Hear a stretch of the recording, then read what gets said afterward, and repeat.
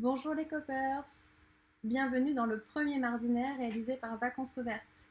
Aujourd'hui, nous allons aborder la gestion du stress. Je m'appelle Laure Pourcin, je suis docteur en psychologie.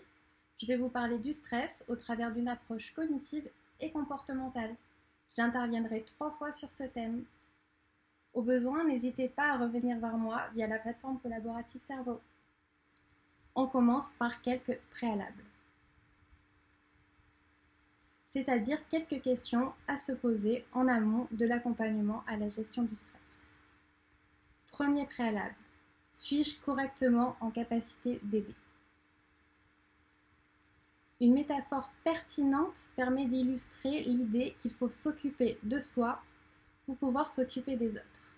Dans un avion, en cas de dépressurisation présentée par l'équipage, au début du vol, l'adulte doit s'équiper du masque à oxygène avant de mettre celui de l'enfant assis à côté de lui.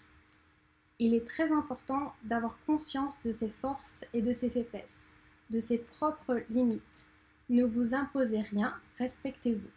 Relayer, confier la mission à d'autres professionnels constitue une aide en soi, parfois suffisante, mais surtout adaptée à la situation si vous n'êtes pas en capacité d'aider. Posez-vous la question, suis-je stressé? Est-ce que ce stress est important pour moi? Je peux avoir besoin d'apprendre, je peux avoir besoin d'aide moi-même, j'ai envie ou j'ai besoin d'aider. Quelle que soit la réponse à ces questions, ce webinaire peut vous apporter des informations utiles pour vous ou pour votre public. Second préalable, j'adapte mon accompagnement, mon aide en fonction de mon interlocuteur. Soyez attentif à la place que vous occupez dans une relation. Les attentes de vos publics ne sont certainement pas les mêmes que celles de vos collègues de travail. Attention alors à adapter vos échanges selon votre interlocuteur. Par exemple, si vous travaillez dans une caisse d'allocation familiale, une CAF, vous êtes aidant pour vos allocataires. Ils ou elles attendent de vous que vous répondiez à leurs sollicitations. Ils viennent chercher des solutions, des conseils pour répondre à leurs difficultés. Par contre, vous n'êtes pas dans la même position pour vos collègues ou envers votre hiérarchie, par exemple. Dernier préalable,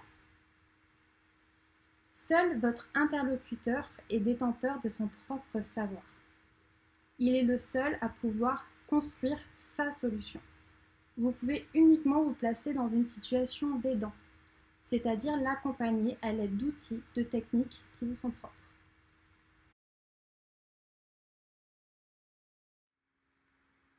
Nous allons maintenant différencier les termes peur, stress, anxiété et angoisse. Le stress est une réaction physiologique, consécutive à toute demande ou sollicitation exercée sur notre organisme. Lorsque nous percevons quelque chose de stressant, il s'ensuit une cascade d'événements biologiques. Il en résulte la sécrétion d'hormones du stress, telles que l'adrénaline et le cortisol. Le stress est différent de l'anxiété. Celle-ci est une émotion, alors que le stress est un mécanisme de réponse, pouvant amener différentes émotions, dont l'anxiété. La peur est une émotion, une expérience psychophysiologique complexe et intense, ressentie face à un danger ou dans la perspective d'un danger. Par exemple, il a peur que le chien le morde. L'anxiété est également une émotion, une peur importante ou répétitive, mais sans objet ou mal différenciée. Je vais vous donner un exemple. Pensez en permanence que le pire peut arriver et mettre en place tous les moyens possibles pour contourner les difficultés qu'on a en tête. Donc la différence entre peur et anxiété est une affaire de degré et surtout de cognition. Dans la peur, l'objet est bien connu du sujet.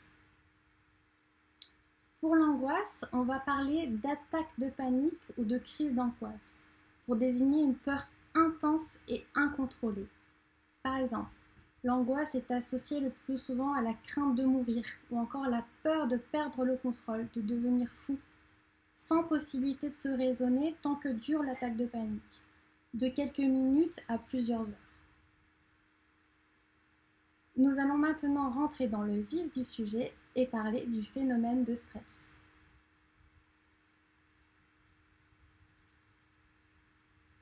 L'objectif est de comprendre en quoi la situation actuelle peut générer du stress et des émotions négatives. Le stress, il est lié à la vie elle-même et ne peut pas être évité. Il nous permet de nous adapter aux nombreuses situations quotidiennes. Il va évoluer en 3 phases. L'état d'alarme, la phase de résistance et la phase d'épuisement. Lorsqu'un événement potentiellement stressant est identifié par la personne, son organisme se place en état d'alarme. Ses sens, sa force, son attention sont ainsi mobilisés et nous sommes prêts à réagir rapidement, efficacement à toute situation. Notre mémoire, notre réflexion s'améliore, nos pupilles se dilatent, l'énergie est mobilisée aux dépens d'autres systèmes, ce qui va inhiber nos activités en cours. En phase de résistance, les états de tension se prolongent ou se multiplient et notre organisme tente de lutter. L'adrénaline continue à augmenter et ses effets s'intensifient. De plus, une autre hormone, le cortisol, est également libérée et ça va provoquer une chute des défenses immunitaires. Si cette phase de résistance se prolonge, notre organisme est dépassé et des troubles peuvent apparaître. C'est ce qu'on appelle la phase d'épuisement. Pour qu'une situation elle soit stressante, il peut y avoir un ou plusieurs éléments qui caractérisent la situation. Un de ces éléments, une de ces caractéristiques, c'est un faible contrôle, le contrôle faible.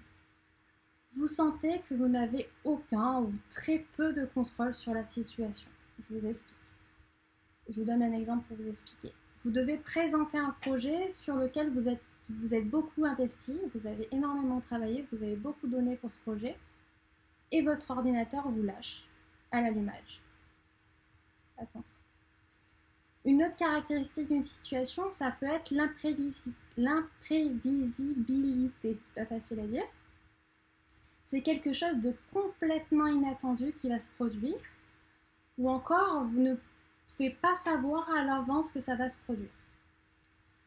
Je vous donne un exemple encore une fois. Vous apprenez que les employés de votre garderie exercent leur droit de retrait et vous ne savez pas pendant combien de temps, le temps que ça va durer.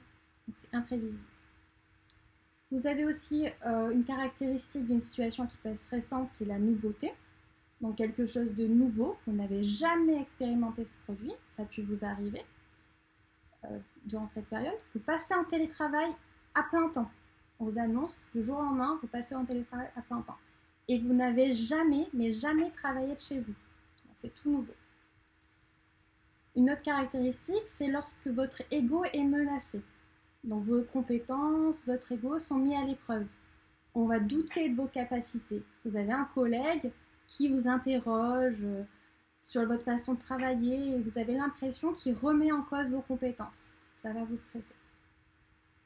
La pandémie mondiale que nous traversons, que nous avons traversée et que nous continuons à traverser, et ses conséquences qui en découlent de cette pandémie, eh bien, elles ont toutes les caractéristiques d'une situation stressante, comme on vient de voir, à première vue.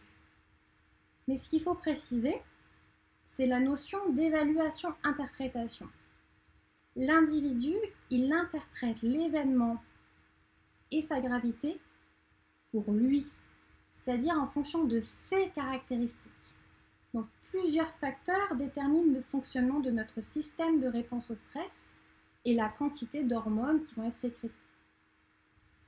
Ces facteurs sont la génétique, les expériences dans l'enfance, la personnalité, l'environnement et le niveau de santé. Donc ce qu'il faut bien comprendre ici, c'est qu'il n'y a pas de relation linéaire entre l'événement et la réaction suscitée. Je vais vous donner 2 exemples. Premier exemple, on va prendre une situation habituelle. Pas ce qu'on traverse aujourd'hui, mais habituellement. Vous pouvez être amené à penser que les enfants et les personnes âgées de plus de 65 ans, elles sont moins stressées que les adultes parce qu'ils ne travaillent pas et ne sont pas autant pressés par le temps. Eh bien, c'est faux. Il y a des études qui ont montré que les enfants et les personnes âgées sont tout aussi vulnérables et parfois plus vulnérables aux effets du stress. Si on revient à la situation actuelle, vous pouvez être amené à croire qu'une personne âgée qui a la santé fragile, elle va être extrêmement stressée par rapport à la situation actuelle. Alors qu'en fait, elle peut être que légèrement stressée, voire même minimiser l'événement. Au contraire, vous pouvez envisager qu'un jeune homme en bonne santé ne sera pas stressé par la situation, alors qu'en fait, il ne voudra plus sortir de chez lui. L'événement ici est exagéré. C'était pour vous donner les deux exemples donc, pour ce concept.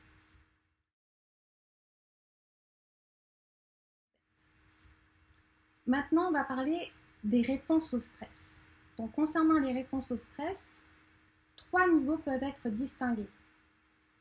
Vous avez le niveau physiologique, le niveau moteur et le niveau verbal. Donc, si je reviens sur le niveau physiologique, les réponses au stress, ça va être de la tachycardie, dans le cœur qui accélère, la sudation, l'hyperventilation et l'hypersécrétion gastrique. Ce qu'on ressent quand on a mal à l'estomac, par exemple. Au niveau moteur, vous pouvez avoir une hyperactivité, de l'agitation ou au contraire une inhibition. Au niveau verbal, ça va s'exprimer par des plaintes, concernant par exemple des sentiments de détresse et d'impuissance. Ça peut aussi s'exprimer par de l'agressivité ou par une négation des problèmes. Donc on voit bien ici que la tonalité des réponses au stress peut être anxieuse. On a parlé tout à l'heure de l'anxiété, mais elle peut être aussi dépressive ou coléreuse. Et donc là, je voudrais attirer votre attention là-dessus, puisque souvent, on ne considère pas forcément la colère comme étant une réponse au stress. Mais c'en est une. Ça peut en être. Ces réponses au stress, elles sont sous-tendues par des cognitions négatives, c'est-à-dire par des pensées négatives de type « je suis nul, je n'y arriverai jamais, et pourquoi je n'ai pas fait ceci, et pourquoi je n'ai pas fait cela ». Et elles peuvent aboutir à des difficultés dans la vie professionnelle et dans la vie familiale. De plus, un stress chronique peut avoir un retentissement physique et psychologique. Il constitue un facteur de risque pour les maladies cardiaques et pour les maladies gastro-intestinales, et il peut déclencher une anxiété et ou une dépression.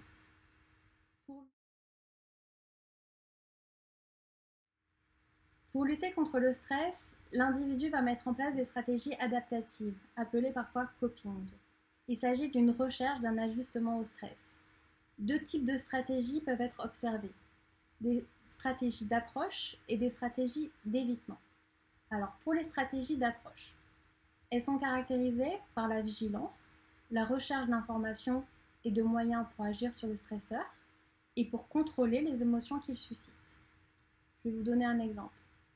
On peut passer énormément de temps à chercher du réconfort auprès de ses amis, de sa famille ou de spécialistes de la santé. Cela peut aussi se traduire par la consultation obsessionnelle des flux d'informations en ligne, dans l'espoir de calmer ses craintes. Pour les stratégies d'évitement, par lesquelles l'individu se soustrait tout simplement à la confrontation avec le stresseur et peut même aller jusqu'à nier les réponses qu'il émet. Ça peut être boire plus que de raison, manger un peu trop ou abuser des séries Netflix, jusqu'à ne plus vouloir sortir de chez soi.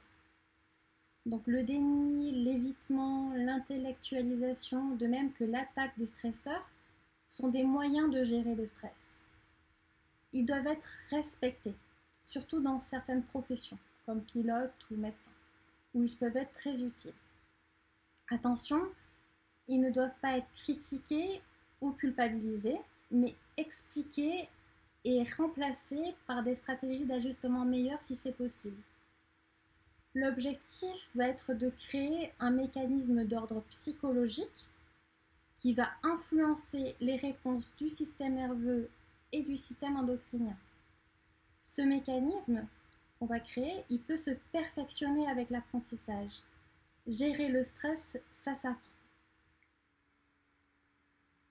Et c'est ce que nous allons voir dans les 2 prochaines conférences. Donc je vous donne rendez-vous pour la suite des mardinaires. Mon intervention touche à sa fin et maintenant je suis à votre disposition pour vos questions. Je vous écoute.